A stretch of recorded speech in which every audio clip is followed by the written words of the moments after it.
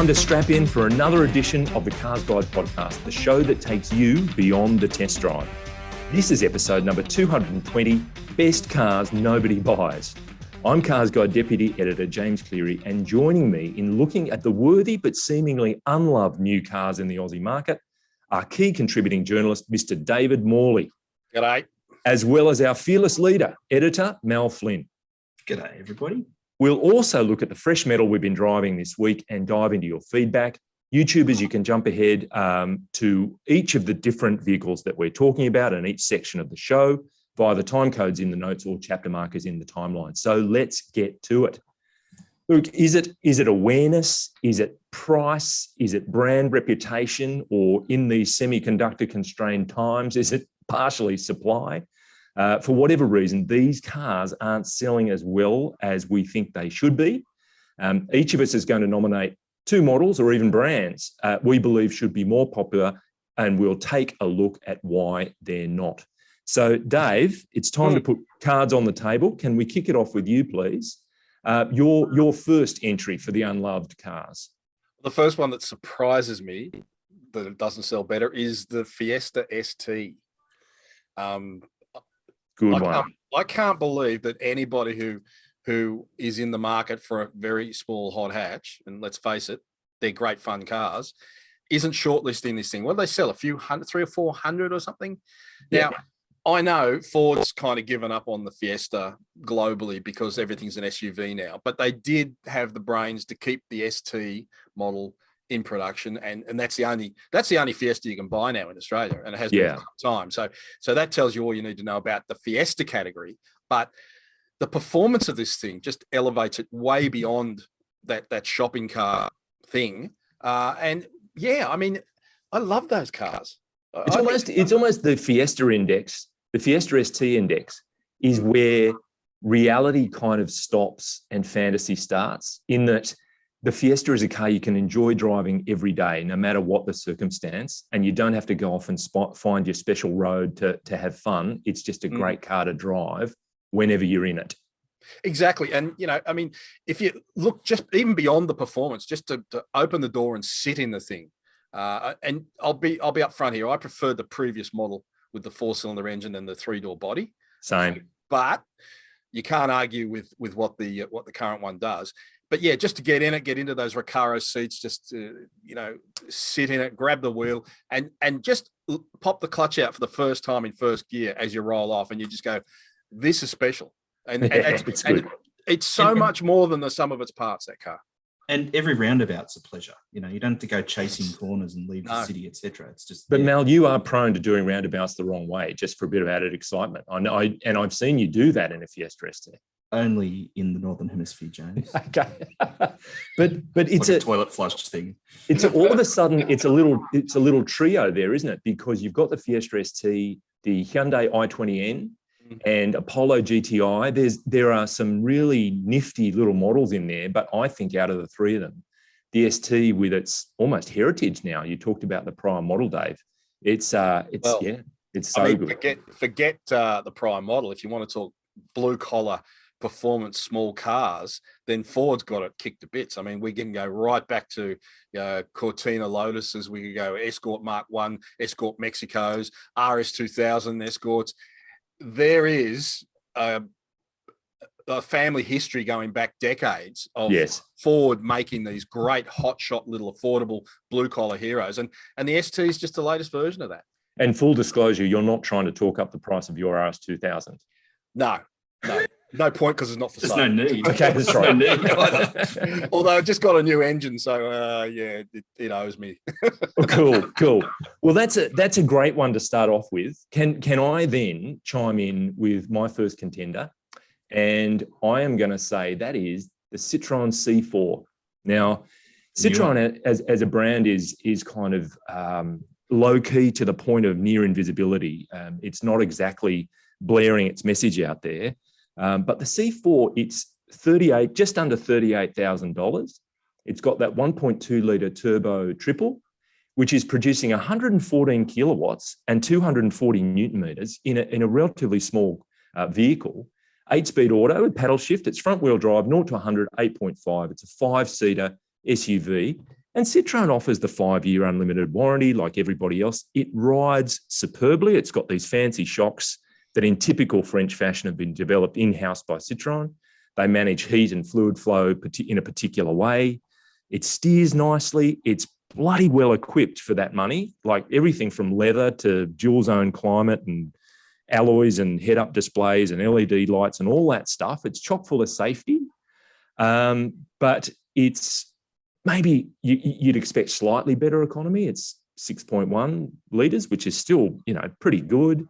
The screens are a little bit off the kind of current techie feel. It might just be the layout or even the typography on the screens. There's just something that is a little different. It looks different, and that's a Citroen brand signifier. And I suppose for the same or similar money, you can have a pretty high quality CX-5 or a RAV4, but driving that car, I just said to myself, this is a really good machine. And that they sell in, count them on the fingers of one hand kind of numbers. It's no one wants to go there because I think the resale and various other things are against it. Mm. I agree, James. Yeah, I don't think anyone's going to argue that. Look, I don't think the problem is the car in that instance. It's the perception of that car. And unfortunately, in Australia, the Citroen brand has been on the bugle for some time now. And I don't know what they do about that. You could argue that this car it could have been the breakout model because it is interesting technically. It is very efficient. It is all those things. But I think what people are finding is that it's once bitten, twice shy. You're only going to end up upside down in your lease once in your life. Right. You're never going to make that mistake again. And Great point. I think that comes into it. But there are other examples where, that doesn't count. Sometimes a car that is from a brand that we don't recognize as being, top notch will sell its wheels off. And yes, I guess it's the old it's the Elizabeth Taylor factor. Like from all accounts, she was a pretty difficult person to live with, and yet there were still blokes lining up to marry her. So I don't know. That's true. And the Citroen's the opposite of that, I think. Yeah, Richard Burton was probably a Citroen driver.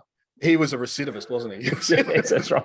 What was it Shakespeare said? He who will not learn from his mistakes is doomed to repeat them. That's right. But it's also like Karl Marx. I don't know. Much as we'd like to think that we have a certain amount of influence out there, you can't help but recognise the mighty marketing dollar and the power that it has.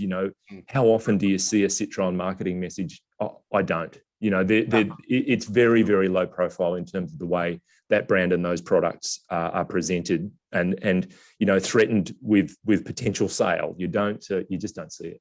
No, I guess Peugeot is sort of the other example of that. And in a way, Peugeot came from a different place because while Citroen was always this innovator, this technically interesting company, Peugeot was all about solid cars that could win the Red X. A little more mainstream.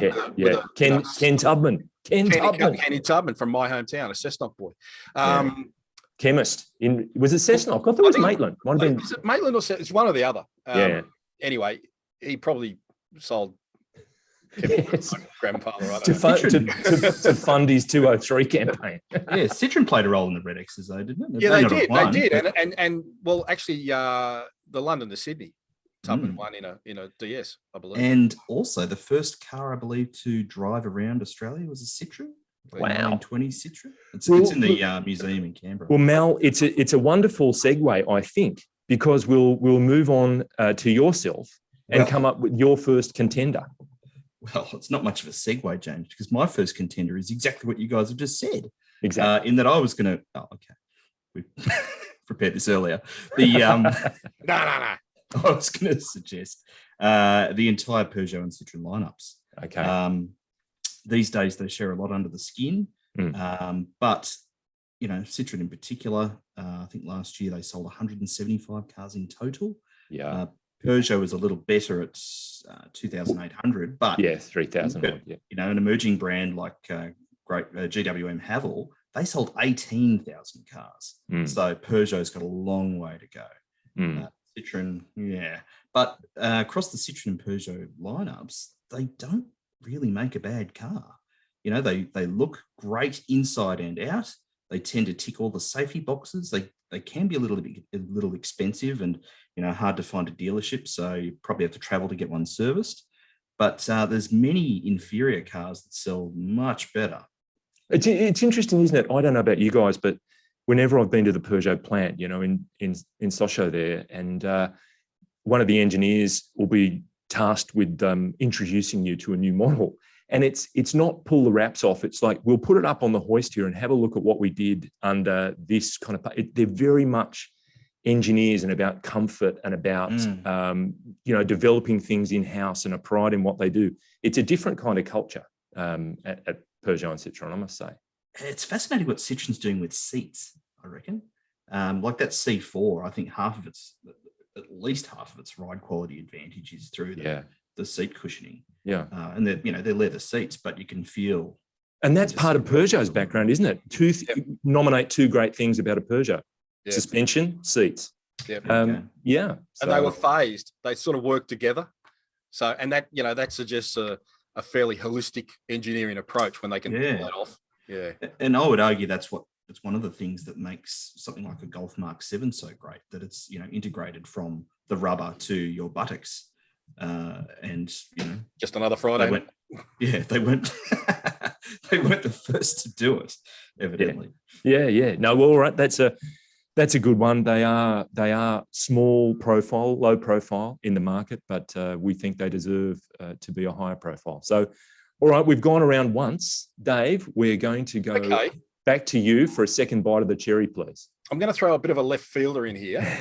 Great. And I'm going to say the Jeep Gladiator. Wow. Good one. Good one. I'm not necessarily, pumping up Jeep's tires here, but I would have thought that in a world or in a country where the 6 of the best 20 selling vehicles are dual cab pickups, the 2 best ones last year both sold 50,000 plus units, that something like the Gladiator, which to me when it came out represented peak tradie.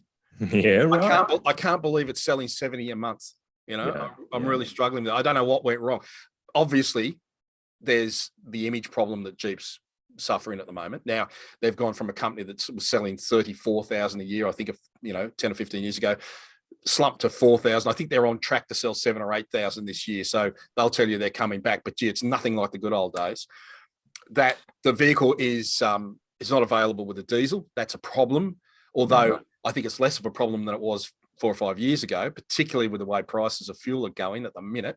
Yep. And it can't tow to the 3.5 tons that a Hilux can or a Ranger. Yeah. I think it's 2,710 kilos or something, which, let's face it, for a lot of people, that's still going to be enough. And yet the thing's languishing. Yes. Interesting. And if you think about a name like Raptor, and then there's Gladiator, and even if it's appealing to people who are a bit lifestyle-y about their choice of dual cab ute, I thought for sure there'd be a line of people ready to pick up that car. Yeah, I was convinced they wouldn't be able to box them up fast enough, and that just hasn't been the experience. And I'm still at a little bit of a loss because as you know, there's some pickups, some dual cab utes are bought by fleets, and they're bought by the user chooser who is constantly carrying 40 bags of cement and an excavator on the trailer. But equally, there's a whole raft of people who are buying these things who are using them as family cars or as lifestyle accessories, and they're the people I would have thought would have flocked to the Gladiator. I wonder if there's a tradie equivalent of the bloke who's always got the surfboard strapped to the roof racks. There's a tradie that's always got a few bags of cement in the back just to kind of prove that their credibility around the work site. Well, or to make it ride properly. I reckon that too. The safety rating would count against the family buyer. Isn't the Gladiator still on 3 from memory? Yeah, I think it is. You got me there, Mel. I'm not sure. Yeah, from memory. And, it's because it's still got that silly folding windscreen, which, who wants to use? Have you ever seen anyone with that folded down? No, and the blowies between the teeth, Yeah, and it's easier than it used to be, but you still need the Allen key and, a few mates and, the doors are removable, but you can't remove them in Australia because, you need to have your mirrors still attached to your car for the right reasons. So if you didn't have that, it would be far better off in an accident, I think. Yeah. Yeah. All right. That's an absolute beauty. Thank you, Dave. I'm going to come in with my second contender, and that is the Jaguar F-Type. Ooh. Okay, so it's still available. It's been around for a decade or so.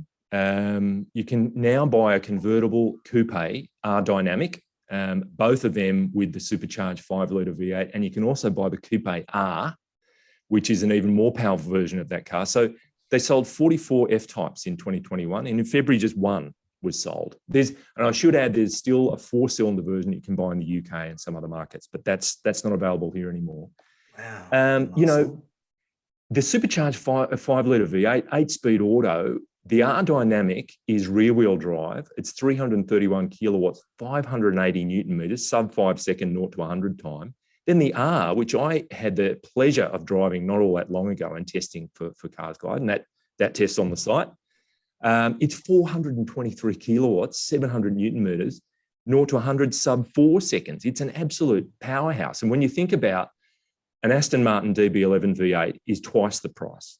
A Ferrari Roma / Portofino, twice the price. Porsche 911 Carrera S, 100K more. It's like the E-Type all over again. And Dave, here we go. You as an E-Type owner, past or still present, I'm not sure. Yeah, it's still working around.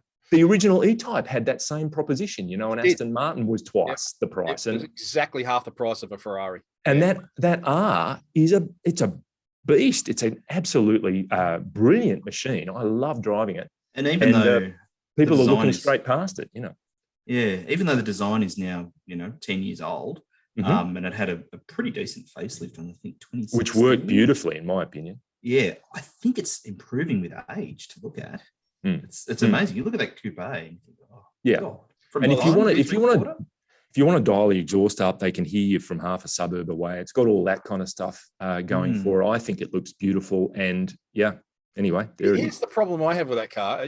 Aside from the fact that I think it's styling wise, and maybe this is why it's aged well, because it is quite derivative, I think, of the E-Type. I think it apes certain aspects of it when it could probably be a little bit more subtle. But when that car first came out, it was one of the very few cars where my recommendation would have been to buy the V6, not the V8. I thought the V8 was just a bit heavy-handed and a bit unsubtle, whereas the V6 had that beautiful exhaust crackle, was a manual gear. I mean, it was just car. I remember describing the V8, that exhaust it had was like just lighting sticks of TNT and chucking them over the boot, because it just exploded out the tailpipe. It was so loud. But beyond the sound and the outputs, there's not much technology in that engine. They've been getting away with it for, is it 2 decades now? Yeah. And it's still a cracker though. Yeah. But Dave, it's interesting you mentioned the kind of homage that the F-Type pays to E-Type. I remember sidling up next to David, to Callum when he was at a motor show somewhere, and I talked to him about F-Type and the coupe version. I said, you didn't get the side opening rear door up, because the concept version of that car had it. And he just looked at me like, with a real hound dog expression, like, no, it didn't. It couldn't do it, because it would have been lovely, but it didn't get there. But anyway, I just think it's one of those ones that has a lot to offer, and people aren't necessarily going in that direction. So that brings us now to your good self again. Finish us off with another offering. Okay, cool. I can't believe you guys haven't suggested this, but I'm going to go with the MX-5, right? Which sold just 744 last year. It has been on the market for, I think it's entering its 7th year on the market. Yep. But it's still fresh in many, many ways.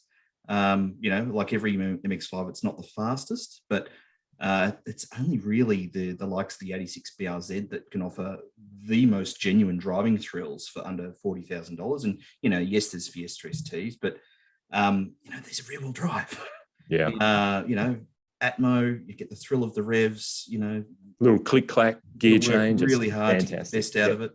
Yeah. And look, it spans to just over $50,000, which is still less than half the price of the cheapest Boxster. And I would argue that it's more fun every day. And correct me if I'm wrong, Mal, but the 1.5 litre engine has just been given the chop. So it's a 2 litre only proposition. Because I'm not trying to be perverse, but I really liked the 1.5. It was a little bit lighter and more nimble and all those things. Yeah, but would you have bought it? I would. I might have. Yeah. I'd have bought the 2 litre. And transparency here, Mel, you're an NA MX-5 owner. Yeah, I own the 1.6 and I've never been happier with it. So I'd happily have the 1.5. But, how many MX-5s can one person have? One. That's my answer anyway. But, the 1.5 had dropped down to, I think, single-digit percentage of overall MX-5 sales. Right, yeah. So, people were voting with their feet. And, it's still available. I think it's in 6 different variants split across the Roadster and RF body styles. But from what I understand, the Roadster is down to just 36% of MX-5 sales. And it's so much cheaper than the RF. And I think the soft top's underrated in that, people look at soft tops and think, I can't leave it out in the rain or it'll leak or, can't leave it outside. But it's a Mazda, and all of the area above your head is actually cloth wrapped aluminium. So there's not much between the two. Is there a security aspect, Mel? Because I remember having an NA Mazda when I was street parking at one point, and I went out to get in the car and, there's a little slit in the roof. How did that happen? The steering wheel's missing. And someone had nicked the Momo steering wheel. Okay, possibly. It is a nice feeling to be able to shut a hard top, I suppose. Yeah. Okay, so people are willing to smash glass. Let's back up here a little bit. On the basis that there's absolutely nothing wrong with the car and there's everything right with it, what's going on? Is it just that everyone who ever wanted one's now got one? I don't know. Possibly. Maybe it's that kind of car. Because there was huge interest in it when it was brand spankers. And everyone raced out and bought them, which I get. Does that say it's time for a new one? I think the 2-seat thing would hold back a lot of people as well these days. Think about how everyone wants an SUV and the versatility of an SUV. But it's the anti. It's the anti-SUV, isn't it? Definitely. Totally. So that's but it's also, people only understand how special they are once they drive them, I find. And I've converted so many doubters just by putting them behind the wheel. And look, you need to consider how often you actually use those back seats. I think your point's a good one, Dave. I reckon that demand may have been, it's a saturated market now. Maybe there's a lot of fresh news in terms of BRZ and 86. Exactly. And if someone wants the rear wheel drive and the manual box and all that stuff, there's some fresh offerings there. But you're right, Mel, the soft top version of the MX-5, it's hard to beat on value, and it's a different proposition to the BRZ and 86 as well. I think the other thing that might be happening too is that people are buying them and they're buying them as weekend toys. They're not getting a lot of kilometers put on them. So there's no imperative to turn it over. There's not been a new one.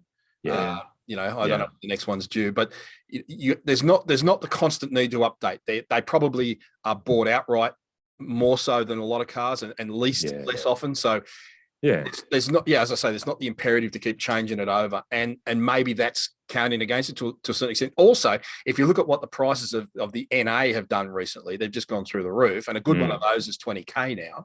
So people are probably thinking, well, some people will be thinking, well, I'll hang on to this because it's as cheap now as it's ever going to be. I might get a bit more for it in a few years. So maybe that's, and if you're not buying a new one, if you're not getting rid of the old one, you're not buying a new one.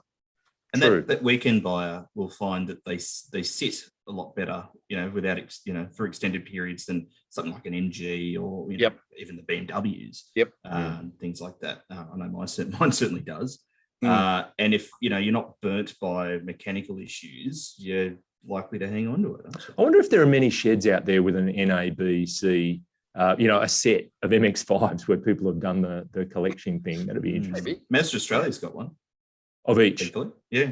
Yeah, fantastic. Okay, well, that's good. Okay, so there is, for what it's worth, our roundup of cars that we think should be doing better, that are worthy, but for whatever reason are unloved. And it'd be great to get your thoughts, in the comments, and comments at carsguide.com.au as well.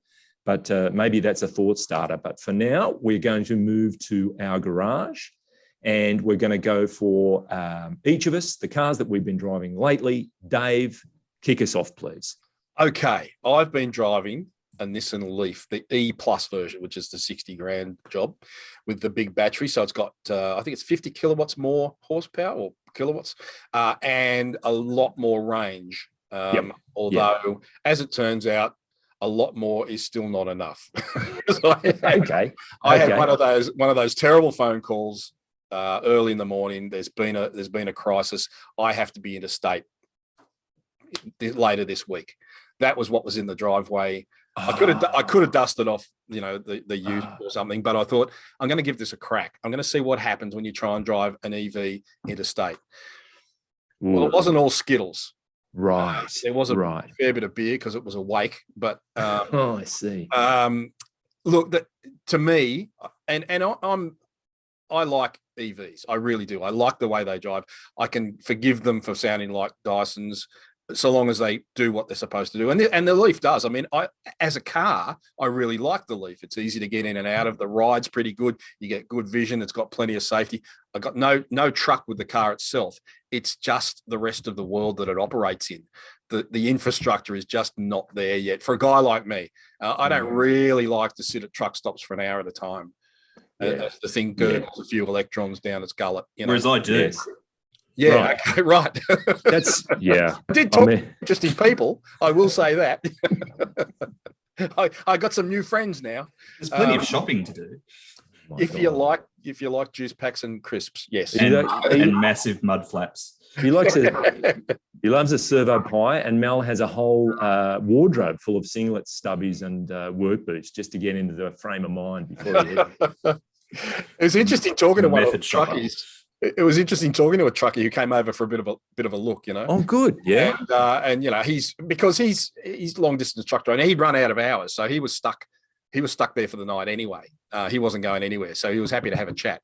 And but as he pointed out, his future, as his working future, is in hydrogen because heavy vehicles. That's what will power heavy long distance vehicles, and I can see why, because the other problem was this car had a propensity to not let go of the charging nozzle a couple of times. Oh wow! And I thought, okay, this is something I'm doing wrong. So I went and rechecked it, and it still wouldn't let go of it. And I thought, well, what am I going to do? Drive away with the nozzle trailing behind me? That's not going to work. Eventually, it did. On the third attempt, it said, "Yeah, all right, you can have it." It's a bad feeling, isn't it? I've had that too. It's nasty. Yeah, it's not mechanical either. You're waiting on an electric solenoid, aren't you? That's right. And I actually looked this up, and the advice from I think it's one of the charge companies is to whack the nozzle with your phone, and that should release it. Whoa! Yeah, right. Wow! Yeah. Wow. The other problem was different to the old refueling with a phone. Yeah, and if that fails, get the coat hanger, the pantyhose, and the gaffer tape, and exactly right. Fix and it that build way. a tent because you're stuck there. The other things that happened were, little niggly things, but I pulled into a fast charger and plugged in, and everything was right, and the green light's flashing, and all's good with the world. And then it stopped after 0.17 kilowatts, and I disconnected it. I reconnected it. Same thing. I moved to the next fast charger. Same thing. So I'm thinking, this particular piece of infrastructure doesn't like this car. So I moved to a slower charger, and away it went.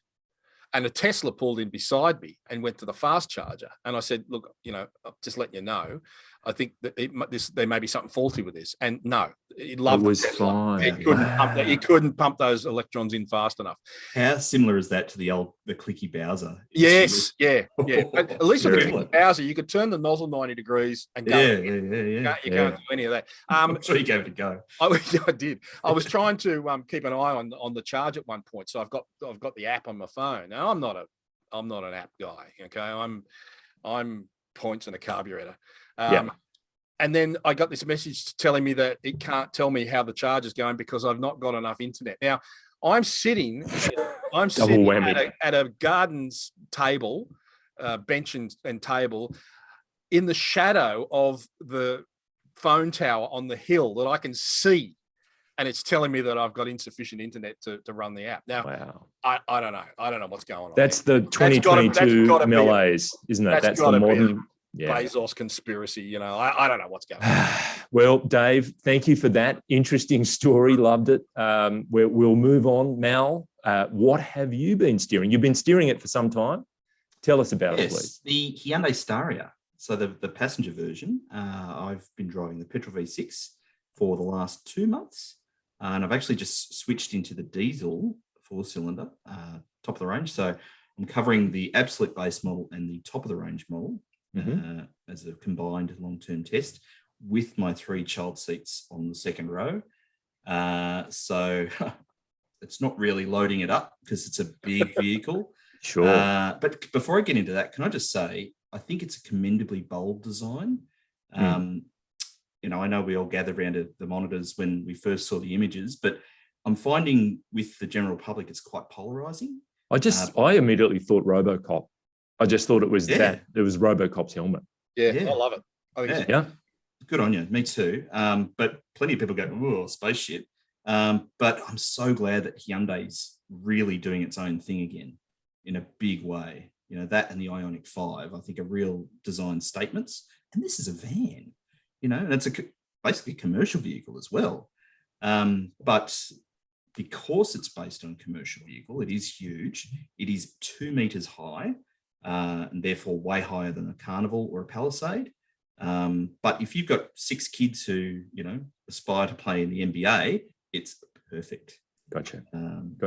No shortage of headroom. You sit much higher than you might like. It's not as clever as a Carnival in that the third row doesn't fold into the floor. It slides forward, so you don't get to make use of the full length of the boot area.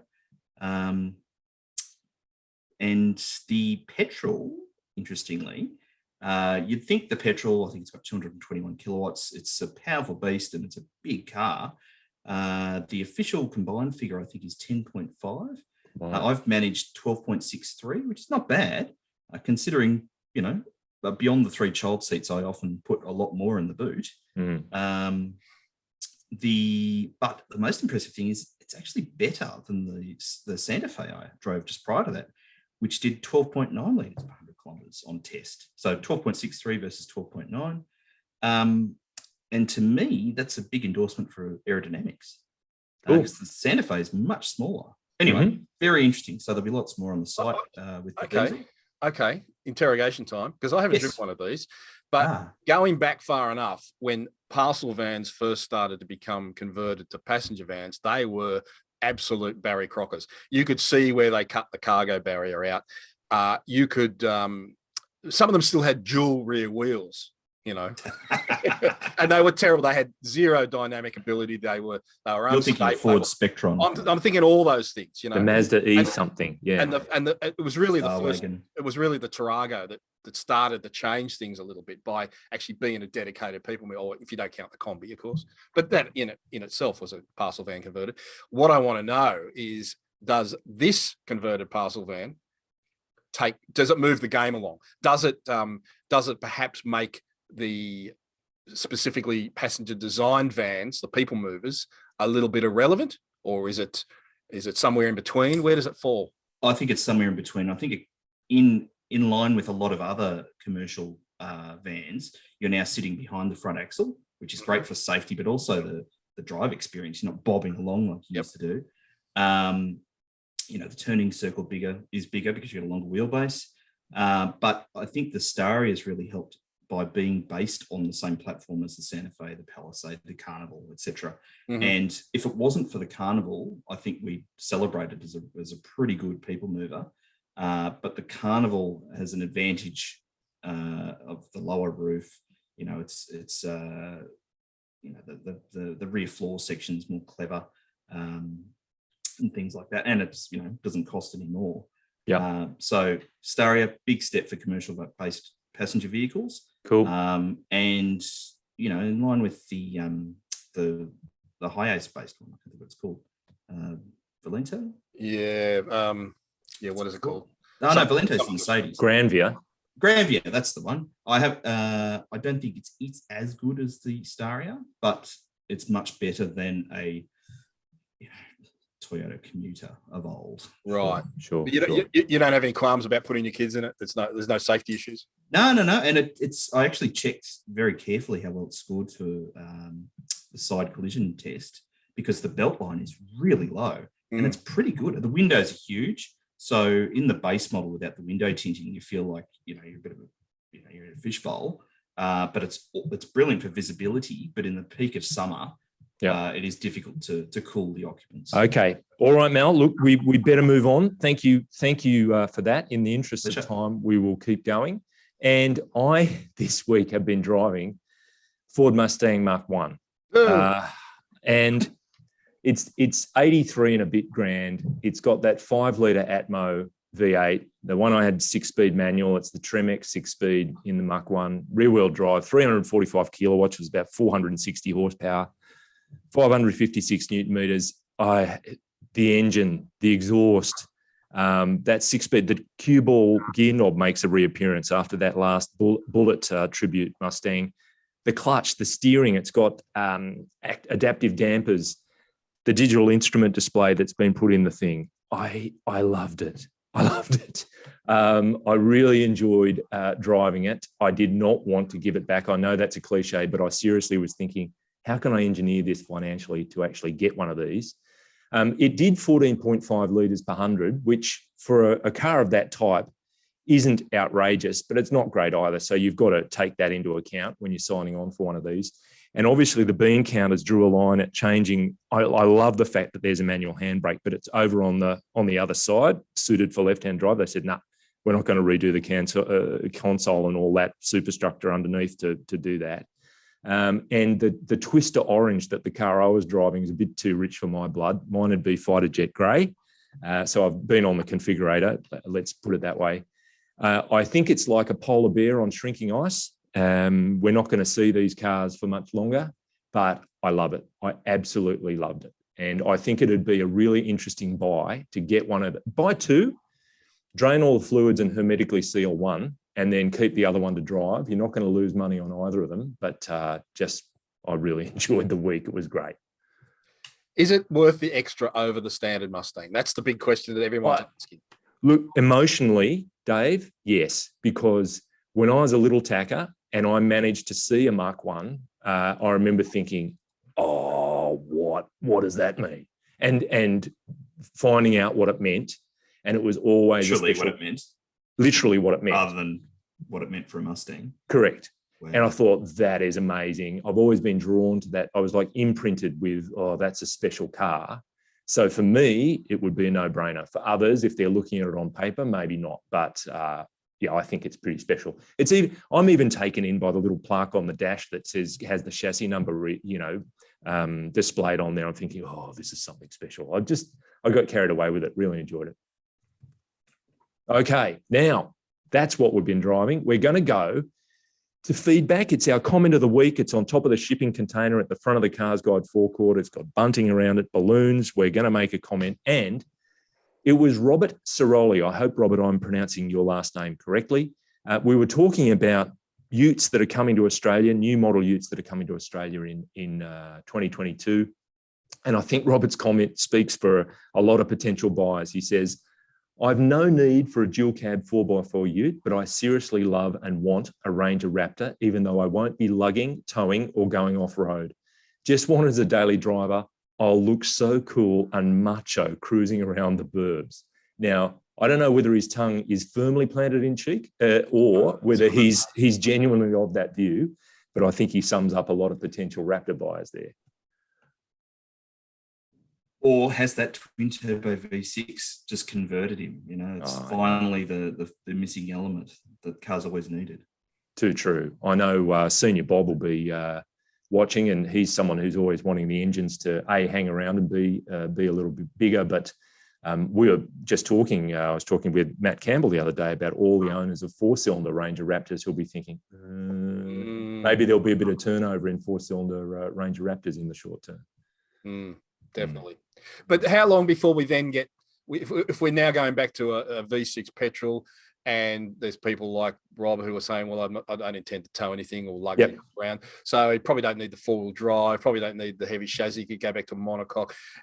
Are we going to evolve our way back to proper sedan-based utes? Yeah. Please. Because when mine wears out, I don't know what I'm going to do. Exactly. You're not alone. No. You're not alone. All right. That's good. Now, with that, we have reached the finish line. So I want to say thank you, Dave. My pleasure, mate. And thank you, Mel. Thank you to both of you. For your selections and discussions. That was great. And thanks to our production guru, good vibes manager, and double glazing enthusiast, Mr. Pritchard, for his unending dedication to the podcast cause. Today, he's wearing a T-shirt saying, I'm pretty sure my last words will be, well, shit, that didn't work. Metallic harem pants and Stormtrooper Wellington boots, because it's been biblically wet in some parts of Australia, and shout out to people caught in a tough spot. As a result, we're thinking of you. Jump into the conversation. Cars Guide is on Facebook and Instagram, or email us at comments@carsguide.com.au. Apple Podcast listeners, please take a moment to rate and review the show. 5's the preferred number of stars. That'd be great. Thank you. If you enjoyed the episode, make sure to subscribe to the Cars Guide YouTube channel so you can stay on top of all our latest content. But before we go, look, thanks for the kind words on social media over the last few weeks. I'd mentioned my Uncle Bert, who works in an auto trimming shop, had fallen into one of the machines. But the good news is he's fully recovered. In lamb's wool.